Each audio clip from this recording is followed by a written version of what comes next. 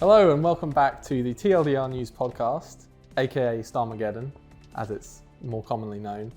I'm Rory, temporary host today, but I am joined by two more familiar faces, Georgina and Ben. Hello. Who are freshly back from the Labour Party conference. Or not so freshly. Yeah. I could do with a shower. You come all the way back today. That's going to be the main topic of conversation in this podcast. But first, as long-time viewers will know, I'm going to plug our magazine. It's a great time to get it, especially because we're talking about the Labour Party conference. There is going to be a section, by the way, this is from the last edition. The edition that you can buy is December's edition, end of the year, big election special. But there will be a section on how Keir Starmer's government is doing after the first 100 days? Yeah. 80 days. We're 80 days now. By the time it'll be 100. It'll be well over 100. Yes, yeah. Fine. Sorry. Yeah. So go on to .news. Yes. Easy to remember. toolong.news. Yes. And you can subscribe, so you get it every 4 months. If you subscribe, it's 25% cheaper. Yeah, and on top of that, if you use discount code podcast, you can get an extra 1% off. I'm not responsible for how we do the discounts. I know. I'm worried people are going to have a go at me for that. Yeah. But that's what the discount can get you. But it does stack. So it's 25% off if you subscribe, and then the 1% is on top of that. So look, it's you're racking up numbers. You would have had to pay before. You know, it's something. Yeah. So if you enjoy this discussion, there will be a section about how Labour's doing so far, and also a whole load of things about elections around the world, which should be of interest to everyone. Anyway, Labour Party conference. Yes. Let's get into it. Yeah. I'm going to start with a slightly more serious question. Last week's episode of the podcast, Ben, you weren't there, but Georgina was on it, and so was Zach and I. We were slightly, Zach and I especially, we were quite, we were slightly rude about Keir Starmer's leadership so far. We said he has been uninspiring, very pessimistic, hadn't offered a positive vision for the future.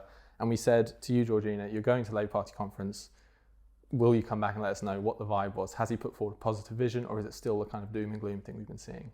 So what was the vibe like? I was thinking about this. I think the way I would summarize it was the vibe was cautiously optimistic with a heavy emphasis on the caution. Yeah. I don't know if Ben would agree. It was interesting, though, discussing with Ben the vibes this year in comparison to last year.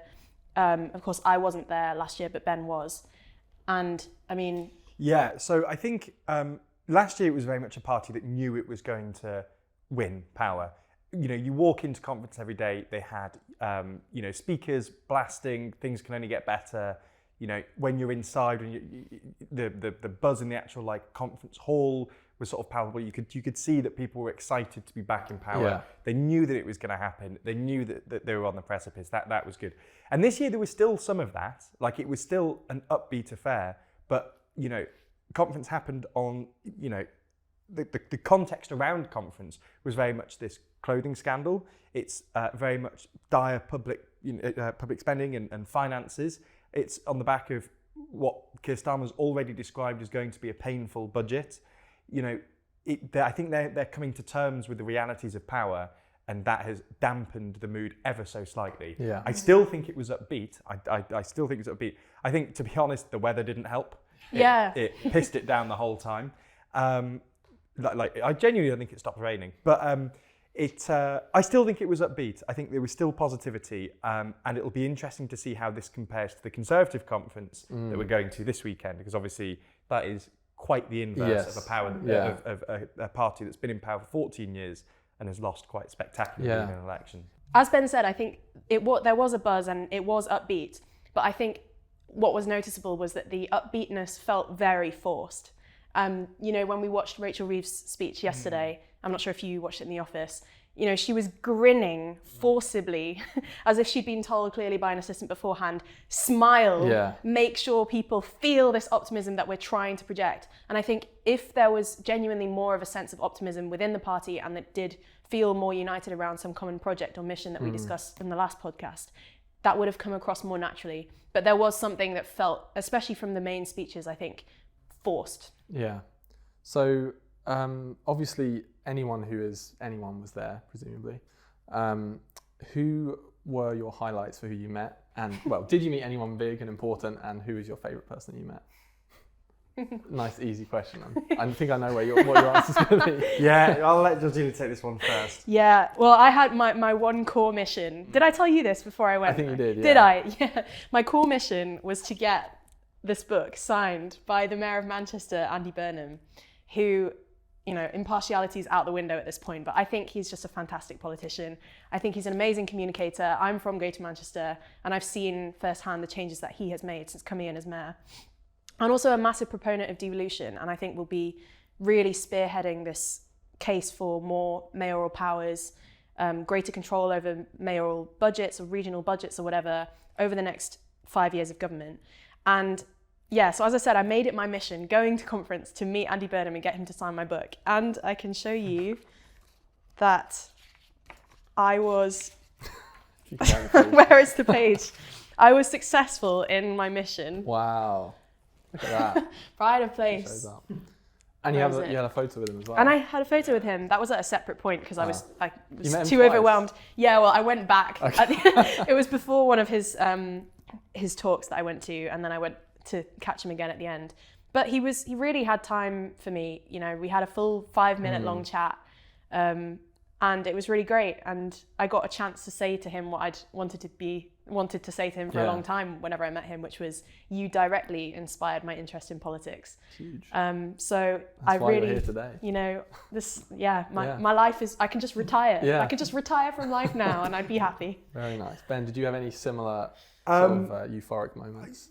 I wouldn't say to the same extent. I would say we met a few different politicians. I think the best people to meet, obviously, Rory, were our fans there. Very nice. Great answer. Yeah. Shout out Sebastian. Shout out to Sebastian. Yeah, he had one of our glorious magazines with him on his person. Just whipped it out. Yeah, so we signed that. Had a picture with him, and there was a few other like, and everyone was lovely that we bumped into. You know, everyone seemed interested to be there. There's a lot of people who first time at conference. And yeah, it was good to meet them. As I said, we met some like other people, some like senior like Labour staffers and people like that, which was quite interesting.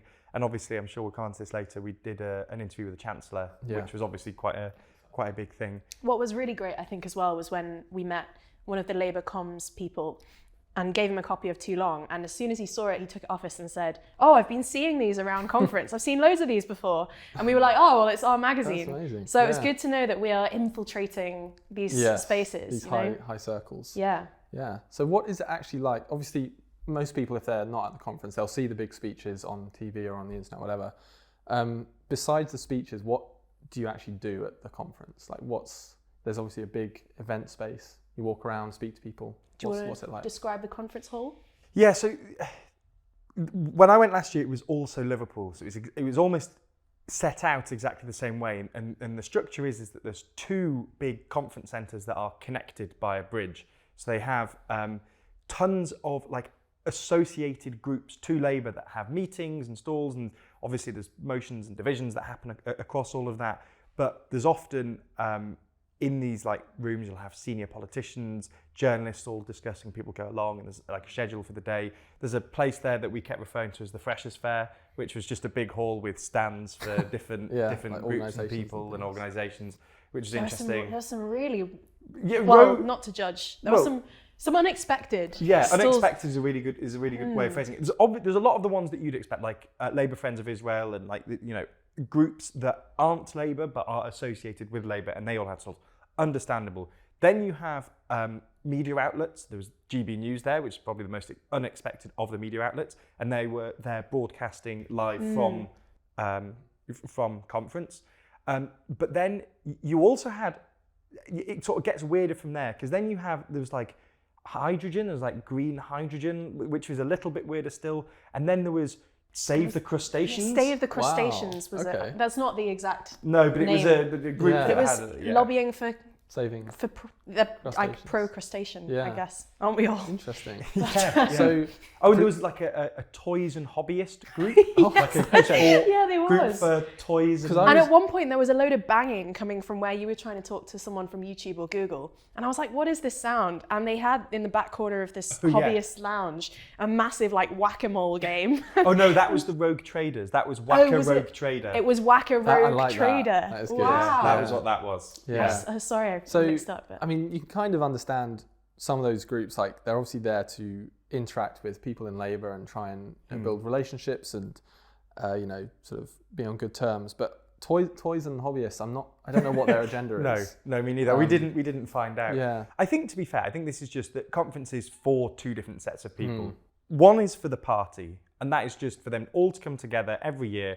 And as any other industry would have a conference, they have their conference, bringing everyone together. They can all discuss matters relating to the Labour Party, can vote on it. Obviously, it's a democratic organisation, so there's that. But then there's the networking between the party and outside people, and that's sort of why we were there. We're not members of the party. We were there to try and network and to try and interact with the party from outside of it. And there was a lot of, so obviously in the day there's all of those, then in the evenings there's a lot of like drinks receptions and meetings and things like that between the party and people like us and people who want to relate to the party. So it's sort of for two different groups, and there were different areas for those two groups throughout. We touched upon the context of the conference, this sort of donation scandal that was sort of going on the last week or so. Did you feel like that overshadowed it at all? Was there much talk of that, or was that sort of in the background? Because a lot of the clips I saw were anytime a Labour politician was being interviewed by the media, that would be the first question they'd be asked. I think I think you've kind of answered the question with your own follow-up in that because that was the context in which this conference was happening. It was probably, it's going to keep coming up, and every clip that you'll see will be the same question being asked of these politicians. Probably a lot of stuff about Sue Gray's pay as well, as I'm not sure. But yeah, I think it is important to remember that this is a massive, as Ben's just explained, it is a massive conference for business reasons, for civil society, for charities, for NGOs, for all this kind of networking, all of these people to come together over a period of days. And, it's easy for us to get caught up in the kind of media aspects of it and think, oh, but has it been overshadowed by the donation scandal? And probably most people who read the news and who don't get to be there, will also think, oh, it's been overshadowed by these things because that's what's being reported. But I don't know, there's a lot else that goes on at the same time. And it is, there were really important talks scheduled. When you flick through the list of, they're called fringe events, which basically happen from about 8:15 in the morning to, 6 or 7 p.m. in the evening. And there's absolutely hundreds of these that happen every day. And most of them are open to anyone with a delegate's pass, Wow. across a whole range, We're going to be keeping this for posterity. Not... No. Yeah, okay. Sorry, what was I saying? Fringe events? Fringe events, yeah. Probably most of them open to most people if you've got a delegate's pass, that happen across a huge range of venues in the city, including, hotel lobbies. One thing that really jumped out at me on the conference program was on yesterday morning, I think it was, a trade unionists gathering or talk, what can Labour do for working people, with Mick Lynch and various other trade union representatives, being held upstairs at Revolution de Cuba, and which just really, I just loved that. The thought of it, and I really want to convey, because I don't think I didn't know what to expect because it was my first time going, that the entire city really is abuzz with everything happening at this conference, because of the vast array of venues that will be needing to be used. Today I walked along the Docklands to go for a coffee with someone, and all of the cafes, people sitting down in pairs with their passes on, just exchanging information, doing interviews, meetings, and whatever. I would say that the downside of that, though, is that if you are wearing a suit, everyone assumes that you are some Labour member or something. We had an interesting experience with that, a couple of interesting experiences, which is I was also going to bring in to answer this question. Firstly, when we were walking, basically as soon as we came out of the train station when we arrived in Liverpool, and we were walking to go and find our hotel, and we were talking out loud about the donation scandal and the clothing scandal, and this man behind us clearly had heard and assumed that we were young Labour representatives or something, and he piped up and said something like, "Oh, he won't last. Starmer, he's not going to last a year, you lot. You know, you'll be out of government in a year's time."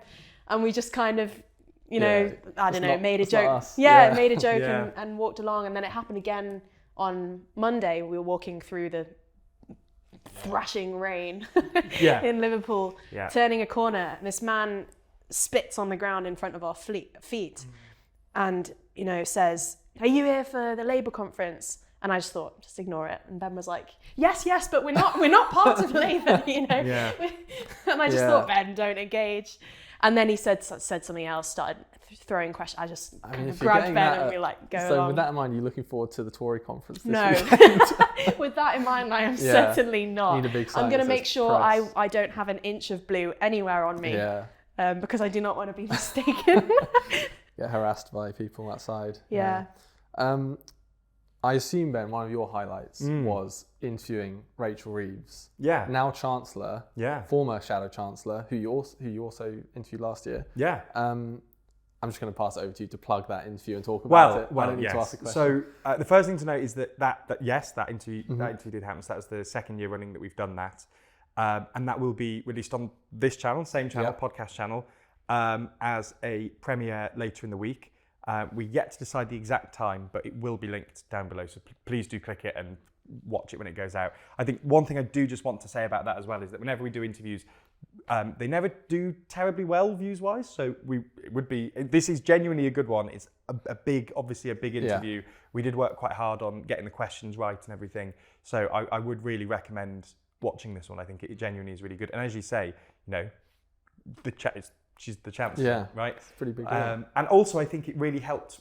Just moving on and talking about the interview itself, as you say, we interviewed her last year when she was Shadow Chancellor, and I think having that background and being able to follow up on some of the questions from last year was really useful. I think that was a really good way of doing it, and we sort of did try to suggest that perhaps this could happen again next year and sort of ask some questions that we could revisit next year. Yeah. She definitely seemed like she remembered. She did, yeah. And she seemed, open to doing another one. Yeah. She did seem to. She did seem to remember from last year, which is good. But no, it was, as I say, it was a really good experience. It's, I think it's really good that and to be fair to the Conservatives last year, with all of their, I know they were criticised quite a lot about their social media presence, and I've been saying this week to a couple of people. They seem to really care about their interaction with social media creators. We did a couple of interviews last year. We had, a couple of instances where we went to Downing Street, things like that. And it seemed that their senior communications officials did understand the role of social media in modern democracy and the way that that's changing and the importance to engage with it, moving where people move in terms of their engagement and where they spend their time, where they consume their news. And I think that was really useful. Labour have only just got in, so we're not entirely sure how they're interacting with us and how they're interacting with other social media creators. Obviously, while we were there, we did meet some, senior comms people, but we also met some of the creators who also have done interviews. And it was interesting getting their experience on that. And it's interesting I still think it's far too early to say exactly how Labour are approaching social media creators and people like us and people who do similar things to us. But I think this is at least an indication that they are trying to take it seriously as well. Again, we've had a lot more experience with the Conservatives because they were in longer and we've been able to talk to them a bit longer. But I think this is at least a good sign that they might care in the same way about social media creators and engaging with them in the same way that the previous government did. As I say, I know that they were criticised quite a lot in terms of their social media presence, and Sunak specifically in some of the gimmicky things that he did.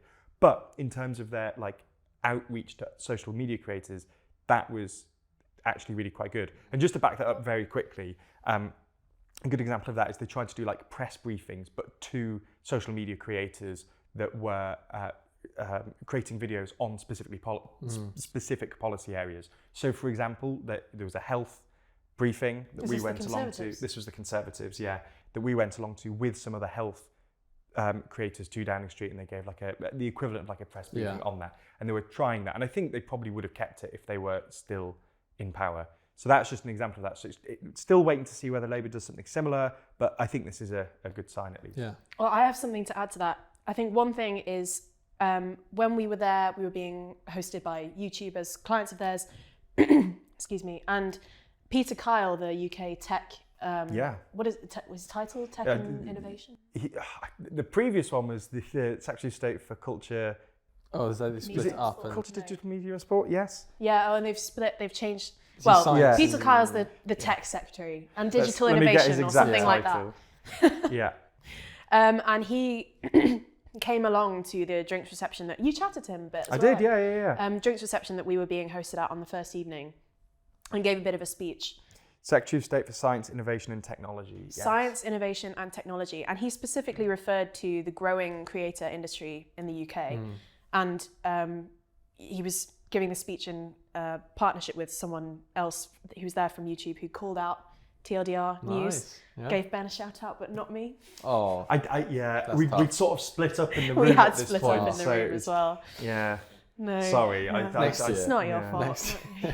Next year. Yeah. Also, I felt like a groupie every time you were getting asked for a picture, and I was the one taking it, and I was like, I really tried to point. I really tried to say, Georgina does a lot of the writing, does a lot of the hosting. Daily briefing is a lot of Georgina. No, I'm not blaming.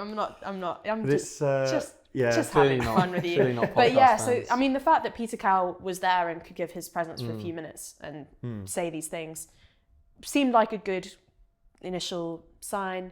And also, this coffee that I had this morning with some research body who are hoping eventually to be able to present a paper to the government on, why you should be taking creators more seriously. So we'll have to keep an eye on what happens with that going forward. But yeah, maybe, it would make sense for government and media and everyone to start taking YouTube news outlets more seriously, because that is the way that things are moving. Yeah. Something else maybe that I would add, just as an extra general point, is I think as we were talking earlier about how conference has kind of been overshadowed in the media by these various scandals, I think when you look through the Fringe programme, I'm basically coming back to a point that I wanted to make earlier, but clearly got sidetracked. I just think it does remind, when you look through and you realise what is happening there, that doesn't get covered, because the media are going to be taking their 10-minute long sit down with Keir Starmer. They're going to be chasing down Wes Streeting for a little comment on the NHS. That's where their attention is going to be focused. No one's going to be in the back of the room, for the Palestine Solidarity campaign or whatever, listening about what people are trying to do to ensure that this is still on Labour's agenda, arms sales and all the rest of it. Again, there was, of course, that protest in the middle of Rachel Reeves' speech, which has been covered quite a bit by parts of the media as well. And, there'll be, again, human rights groups there doing talks and hosting things and making sure that these items are still being discussed in a political capacity. And it is important to remember that all of these things are happening as well at a conference, even if what we see is the big scandal headlines. Yeah. Or today, I imagine, at least on my Twitter feed, all the attention has now been to Keir Starmer saying, release the sausages. Have you seen that? Oh, please say you've seen this. Yeah. You're going to have to explain. He was doing his big speech, and he's talking about Gaza, and he basically said, we're still pushing for the release of the sausage. He said of the sausages, meaning of the hostages. And then immediately said hostages after. Yeah. So, but it wasn't not a good gaffe. No, not a good gaffe. But naturally, that sort of overshadowed anything else he'll say in the speech. I don't know if that's something to end on. We also put the clip. I call again for an immediate ceasefire in Gaza, the return of the sausages, the hostages. Rachel Reeves yesterday was talking about, when she was talking about education, referred to, this is so childish of me, she meant to say something about pupils and she called them pooples. That is childish. It's very childish. I think Starmer's was more egregious. Gave me a chuckle. Yeah, obviously that's a lot more egregious. Well, on that note, we should probably wrap up. We will be back next week where we'll probably do a similar thing, but we'll get you guys to talk about the Tory party conference. I'm actually quite interested to see the comparison. I think the comparison is going to be so interesting. You couldn't get two parties in more different situations. Yeah, exactly. Very poor wording that I just used. But you know what I mean. Yeah, because they don't really have a leader. No. Who's in charge? Yeah. I mean, Rishi Sunak, is he doing a big speech? He's doing usually this leader will have like an hour and a half speech, but it's like, I think he's got like 5, 10, something like comically small. Yeah. So no, I think he's taking a real step back, and the candidates are all being given the opportunity to talk to like lay out why they should be leader. Yeah. Which just seems like it's going to be a really strange conference. Like it's going to be really strange, which means that discussing it will hopefully be quite fun, interesting. Yeah. And where is it? It's in Birmingham. Birmingham. Nice. Yeah. Well, have a good weekend in Birmingham. Yeah, we'll do. And thank you for watching, everyone. Come back next week where we'll be talking about. And check out the interview. Check out the interview and the magazine. I think that's think everything. that's it. Yes, that's everything. Yeah. But the link's in the description. Make sure you click that for premiere. You can get a notification with the premiere when it comes out. Absolutely, so do you can, that. and you should. You should. Well said. All right. See you next week. Bye. Bye. Bye. All right. Thank you, Chancellor, for taking the time to sit down again with us this year. What do you think you've achieved so far? Will you be able to stick to that commitment? We can't overnight undo all the damage that Conservatives have done. People have put their trust in me. I'm going to repay that trust. Keir Starmer, the Prime Minister, has suggested that the budget's going to be painful. So who is the budget going to be painful for?